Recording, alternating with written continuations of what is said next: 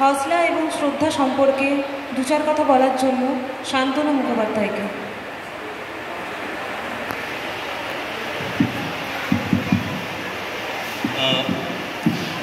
এখানে উপস্থিত সকলেই আশা করি হজলা সম্বন্ধে জেনেছেন। তো আপনাদের হজলা সম্বন্ধে আমরা এটাই বললাম যে বয়স্কদের যে কোনো পরিষেবা দেওয়ার জন্য আমরা সর্বভারতীয় স্তরে একটি সংস্থা, এবং আপনাদের জানাতে পারলে আমার ভালো লাগবে যে গত সপ্তাহে অল ইন্ডিয়া লেভেলে all India best holistic wellness care services for senior citizens এই অ্যাওয়ার্ড পেয়েছে হজলা এবং শ্রদ্ধা। তাই আপনাদের সকলের জন্য জোরে একটা হাততালি যে সরকার আপনাদের কথা ভাবছে এবং সরকার হজলার মতো সংস্থাকে স্বীকৃতি দিচ্ছে। তাহলে শ্রদ্ধা কি? শ্রদ্ধা মানে রেসপেক্ট, আমরা সবাই জানি। শ্রদ্ধা সংস্থাটা কি? শ্রদ্ধা সংস্থাটা হলো বয়স্কদের ওপরে গার্হস্থ্য নির্যাতনের ওপর যে হয় আজকের সমাজে সেটা বন্ধ করার একটা সংস্থা। এটা একটা স্বেচ্ছাসেবী সংস্থা যেটা হজলার সাথে কাজ করে।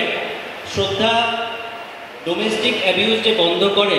ডোমেস্টিক অ্যাবিউজ কিন্তু শুধুমাত্র ফিজিক্যাল হয় না, সেটা ইমোশনাল হয়, মেন্টাল হয় এবং অনেক সময় ফাইন্যান্সিয়ালও হয়।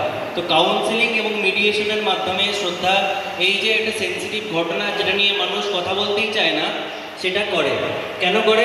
কারণ যখন আমরা হজলা শুরু করি 2021 নভেম্বরে, ভগবানের আশীর্বাদে আমরা সব কিছুই করছিলাম, কিন্তু একটা জিনিস আমরা রাস্তায় চলতে গিয়ে রিয়েলাইজ করলাম যে যে সমস্ত পরিষেবা বয়স্কদের আমরা দিই, কিছু কিছু বয়স্ক আছে যাদের এই পরিষেবার দরকার, যাদের সুরক্ষাই নেই, তারা বেসিক লেভেলেই আটকে আছে। বাড়ির মধ্যেই ছেলেমেয়েরা বা বৌমা জামাই অফস্প্রিং যারা বেসিক্যালি নাতি যে কোনো মানুষ, তারা যারা কেয়ারটেকার তারাই তাদের দেখাশোনা করে না, তাদেরকে কথা শোনায়, তাদের বেসিক যে বার্ধক্য ভাতা সেটা ছাড়া আর কিছু নেই। তো এই সমস্ত সংস্থার এই সমস্ত প্রবলেম সলভ করার জন্য হজলা কাজ শুরু করে। কাজ করতে গিয়ে আমরা লোকাল ডিস্ট্রিক্ট পুলিশ, লোক আদালত এদের সাথে কোলাবোরেশন করি এবং তার সাথে ইউনাইটেড নেশনসের আন্ডারে একটা সংস্থা আছে INPEA, এর সাথে কোলাবোরেশন করা হয়। এই সমস্ত কোলাবোরেশন করতে গিয়ে আমরা দেখি যে এনজিও করে নেওয়া একটা উপায়, মানে সংস্থাটাকে এনজিও উপায় চিহ্নিত করা একটা উপায়। তখন থেকে আমরা হজলা এবং শ্রদ্ধা এই দুটো সংস্থাকে প্যারালালভাবে হোলিস্টিক ওয়েলবিংয়ের জন্য হজলাকে দায়িত্ব দিয়েছি এবং আপনাদের সুরক্ষা রাখার জন্য শ্রদ্ধাকে দায়িত্ব দিয়েছি। এবারে আপনাদের যখন এখানে আপনারা এলেন, আপনাদেরকে একটা করে ফর্ম দেওয়া হয়েছিল, ফিডব্যাক ফর্ম, যে অনুষ্ঠান কেমন লাগছে। আমরা ছোট সংস্থা কিন্তু আমরা কিছু প্রসেস মেনে কাজ করি। ফিডব্যাক তার মধ্যে একটা অন্যতম গুরুত্বপূর্ণ বিষয়। একটা আপনাদেরকে মেম্বারশিপ ফর্ম দেওয়া হয়েছে। তো হজলা মেম্বারশিপ হচ্ছে হজলা মেম্বার, হজলা বয়স্ক মানুষ যারা হজলার মাধ্যমে হজলার সমস্ত পরিষেবাগুলোর প্রাথমিক অধিকার পাবে, এবং সেই অধিকার পাওয়ার জন্য আমাদের একটা অ্যানুয়াল মেম্বারশিপ চার্জ আছে, যেটা মাসে 400 টাকা ন্যূনতম, এবং বছরে অ্যানুয়াল মেম্বারশিপ চার্জ 4800 টাকা। কিন্তু এই অনুষ্ঠানগুলো চলাকালীন যে কোনো শহরেই, যখন কলকাতা, ব্যাঙ্গালোর, বর্ধমান যে কোনো শহরেই যখন আমাদের অনুষ্ঠান হয়, তখন এই মেম্বারশিপটা আমরা ডিসকাউন্টেডে দিই, কারণ সেখানে বয়স্করা অলরেডি আমাদের কাজ দেখে যুক্ত হচ্ছেন, এবং সেই ডিসকাউন্টেড মেম্বারশিপ অ্যানুয়াল মাত্র 3000 টাকা। কেন নেওয়া হয় এই টাকাটা?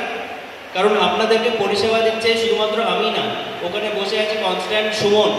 এই যে ফটোটা তুলছে, এই ফটোটা আপনি যখন বাড়িতে গিয়ে পাবেন, এটাই আপনার মুখে হাসি আনবে, কারণ আপনাদের এই যে মঞ্চ দেওয়া হয়েছে বা আপনাদেরকে একটা যে অডিয়েন্স দেওয়া হয়েছে, এটা আজকালকার দিনে বিরল এবং ভবিষ্যতে আরও বিরল হতে চলেছে, কারণ 10% of Indian elderly is abused. যখন আমরা বয়স্ক হব তখন বয়স্কদের হবার কথা কেউ থাকবে না।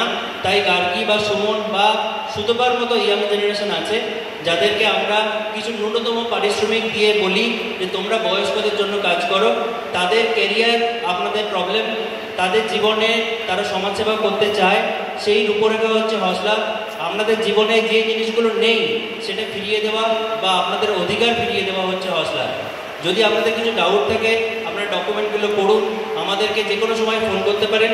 মেম্বারশিপ ফর্মটা আপনারা যদি 3 দিনের মধ্যে জমা দেন, তাহলে আমি যেটা বললাম ডিসকাউন্টেড কিছু মেম্বারশিপ আপনারা পাবেন। হজলার কার্যকলাপ 1-2 দিন নয়, প্রতিদিন হয়।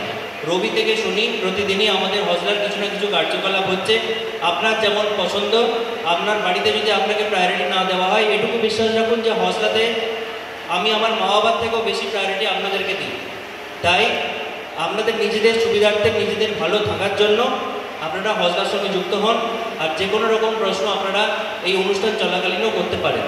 আমি অনুরোধ করব আমাদের পরম পূজনীয় স্বামী বেদস্বরূপানন্দ মহারাজকে আজকের এই বিশেষ দিনে এই বিশেষ অনুষ্ঠানটিকে আরও বেশি মাধুর্যপূর্ণ করে তোলার জন্য।